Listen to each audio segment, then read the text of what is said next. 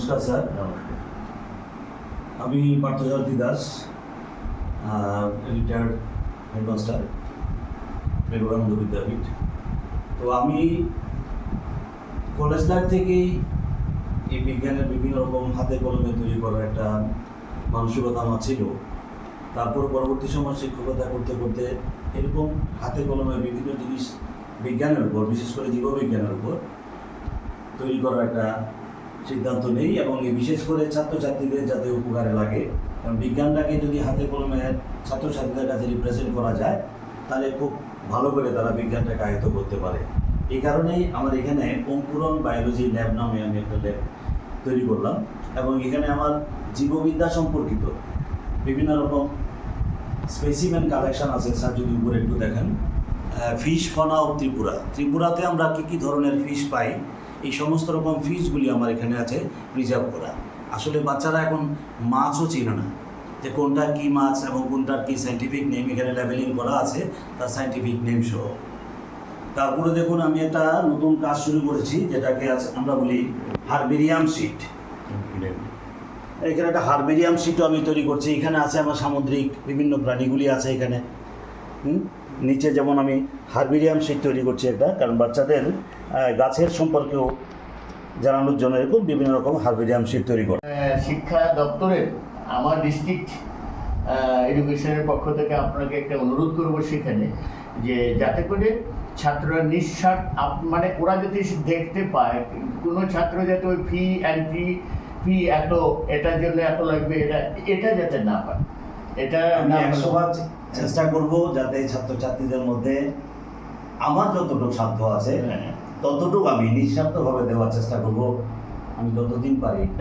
একদম আমাদের এটাও জানা আছে যে আপনি যখন বিবেকানন্দ স্কুলে প্রধান শিক্ষকের কাজ করতেন, তখন স্কুলের নিঃস্বার্থভাবে আপনি শ্রমদান করেছেন, বিদ্যালয়ের অনেক উন্নয়ন ঘটেছে, এটা আমরা জানি। এবং আজকে দেখলাম যে এটা এখন বুঝতে পারছি যে শিক্ষক শুধু অবসর গেলেই হয় না, শিক্ষকের পরিচয়টা আমার মনে হয় আমৃত্যু শিক্ষকের পরিচয়টা শিক্ষক হিসাবেই বহন করে। হ্যাঁ, একদম আমরা ঠাকুরের কাছে চাইবো যে আপনি ভালো থাকুন, সুস্থ থাকুন, আপনি আরও কাজ করুন।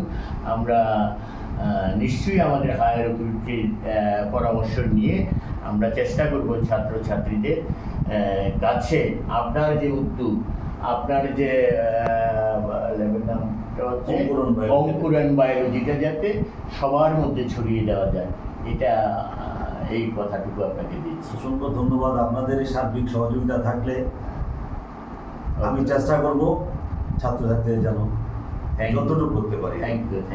তো এই পাশে যেগুলি আছে সমস্ত কিছু আমার হাতে কলমে করা, যে প্লাস্টার অফ প্যারিস দিয়ে বিভিন্ন রকম প্রাণী, যেমন এখানে একটা আছে ডাইজেস্টিভ সিস্টেম অফ ককরোচের ডাইজেস্টিভ সিস্টেমটা কীরকম আছে, বাচ্চাদের কাছে যদি আমি চিত্রের আকারে তাদেরকে শো করতে পারি, তারা খুব সুন্দরভাবে বুঝতে পারে। এরকম বিভিন্ন রকম স্পেসিমেনগুলি চিত্রের আকারে আছে। কিছু কাজ এখনও চলছে আমার এখানে, কালার হয়নি এখনও। এখানে যেমন আছে এক্সক্রিটরি অর্গানস অফ হিউম্যান, যেমন এখানে কিডনিটা আমাদের কোথায় আছে, কিডনির ইন্টারনাল স্ট্রাকচারটা কীরকম, কিডনির যে ইউনিট আছে নেফ্রন, তার স্ট্রাকচারটা কীরকম, আমাদের রেসপিরেটরি অর্গানস আছে এখানে, স্টোমাটা আছে, এক্সক্রিটরি সিস্টেম অফ টোড আছে এখানে, আমাদের যে নিউরন, এরকম বিভিন্ন স্পেসিমেনগুলি আমি হাতে কলমে তৈরি করে রেখেছি এখানে। এটার উদ্দেশ্য একটাই, যে বাচ্চাদেরকে যাতে হাতে কলমে তার বিজ্ঞানটাকে শিখিয়ে তোলা যায়। এরকম বিভিন্ন রকম স্পেসিমেন এখানে আছে, যেমন আমাদের যে রিপ্রোডাকশন, প্ল্যান্টসের reproduction, vegetative reproduction, different kinds of vegetative reproduction show করা আছে এখানে। আছে এখানে ট্রপিক মুভমেন্ট অফ, যেটাকে আমরা ফটোট্রপিজম বলি। এখানে যেমন আছে আমাদের থাইরয়েড গ্ল্যান্ডের ছবিটা দেওয়া আছে এখানে, আমাদের হিউম্যান হার্ট আছে এখানে। তারপর যেমন আছে স্টারফিশ, মাইটোকন্ড্রিয়া যেটা আছে আমাদের সেলের মধ্যে থাকে, পাওয়ার হাউস অফ সেল যাকে আমরা বলি। এরকম বিভিন্ন স্পেসিমেনগুলি আমরা এখানে চিত্রের আকারে আমি হাতে কলমে প্লাস্টার অফ প্যারিস দিয়ে তৈরি করেছি। একমাত্র উদ্দেশ্য আমাদের ছেলে মেয়েদের যাতে উপকৃত হয়।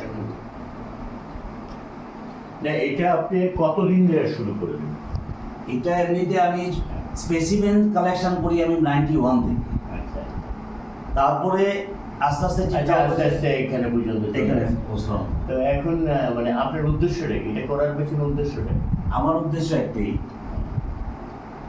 জীববিজ্ঞানটাকে যদি আমরা হাতে কলমে শিখতে না পারি, আমরা জানি আমাদের হার্ট আছে ভেতরে, এই হার্টটা তো হাতে করে নিয়ে দেখানো যায় না, তাই একটা মডেল তৈরি করলাম, সেই মডেলের আকারে হার্টটাকে আমরা যাতে দেখাতে পারি। ঠিক, এখন আপনি কি চান? মানে এখন আমি ছাত্রছাত্রীদের উদ্দেশ্যে আপনি কি বলবেন? আমি ছাত্রছাত্রীর উদ্দেশ্য বলছি যে ছাত্রছাত্রীরা খুব বেশি পরিমাণ যদি আমার এখানে আসে, একদিকে যেমন আমিও কাজের একটা এনার্জি পাবো, দ্বিতীয়ত ছাত্রছাত্রীরা উপকৃত হবে। আসছে অনেক স্কুলের ছাত্রছাত্রীরা স্ব উদ্যোগে আসছে। আপনি মনে কিছু করবেন না। হ্যাঁ। আমরা যেমন আমি শুনেছি, আমি এখানে উদয়পুরে কাজ করার সুবাদে আমি শুনেছি যে আপনার এখানে ছাত্রছাত্রীরা আসে বা আমাদের স্কুল থেকে এক্সকারশন টিম এখানে ভিজিট করে যাচ্ছে। তো তার জন্য কি আপনাদের এখানে এন্ট্রি ফি কিছু লাগে? আমি এই ব্যাপারে ছাত্রছাত্রীদের আমার একটাই বেনিফিট, যেটাকে যত বেশি পরিমাণ ছাত্রছাত্রীদের কাছে আমার এই অঙ্কুরন বায়োলজি ল্যাবটাকে পৌঁছাতে পারবো, এটি আমার বেনিফিট। অন্য কোনো মানে একদম নিঃস্বার্থ নিঃস্বার্থভাবে ছাত্র ছাত্রীদের ডেভেলপমেন্ট। আমি চাইছি ছাত্রছাত্রীদের যেভাবে উপকৃত হয়, মানে ছাত্র ছাত্রীরা দেখে যাতে উৎসাহিত হয়, জীববিজ্ঞানের প্রতি যাতে আগ্রহটা বাড়ে। আরো আগ্রহটা বাড়ে, এটাই আপনার এটাই আমার উদ্দেশ্য। না, অনেক জায়গায় আমরা দেখি প্রথম একটু দেখানো হলো, পরবর্তী সময় দেখা গেল যে একটা এন্ট্রি ফি বসিয়ে দিলাম।